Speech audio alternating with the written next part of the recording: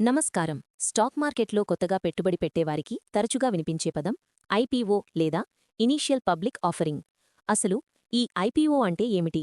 దీనిలో పెట్టుబడి పెట్టడం మంచిదేనా? ఈరోజు తెలుసుకుందాం. ఐపీఓ అంటే ఏమిటి?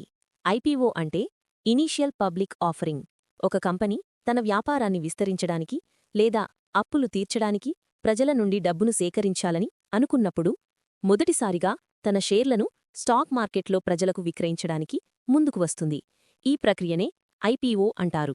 ఇక్కడ రెండు ప్రధాన రకాలు ఉంటాయి. తాజా షేర్ల జారీ, ఫ్రెష్ ఇష్యూ ఆఫ్ షేర్స్.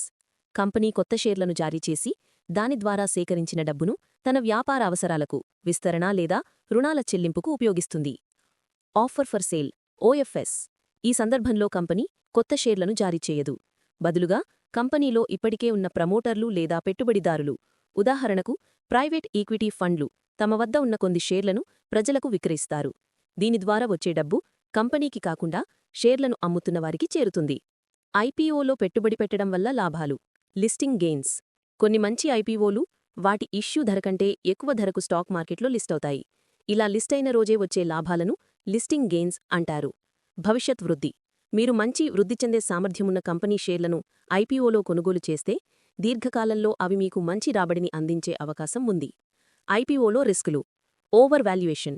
కొన్నిసార్లు కంపెనీలు తమ షేర్లను వాటి అసలు విలువ కంటే ఎక్కువ ధరకు అందిస్తాయి. ఇలాంటి ఐపీఓలు లిస్టింగ్ రోజునే లేదా ఆ తర్వాత పడిపోయే అవకాశం ఉంది. Market volatility. ఐపీఓ లిస్ట్ అయ్యే సమయానికి మార్కెట్ పరిస్థితి బాగోకపోతే దాని పనితీరు ప్రభావితం కావచ్చు. కంపెనీ పనితీరు. ఐపీఓ తర్వాత కంపెనీ ఆశించిన స్థాయిలో రాణించకపోతే మీ పెట్టుబడికి నష్టం కలగవచ్చు. ఐపీఓలో ఎలా పెట్టుబడి పెట్టాలి? మీరు మీ డీమ్యాట్ ఖాతా మరియు ట్రేడింగ్ ఖాతా ద్వారా ఐపీఓల కోసం దరఖాస్తు చేసుకోవచ్చు. ఏఎస్బీఏ ప్రక్రియ ద్వారా మీ బ్యాంక్ ఖాతాలో డబ్బు బ్లాక్ చేయబడుతుంది. మీకు షేర్లు కేటాయించబడితేనే డబ్బు డెబిట్ అవుతుంది.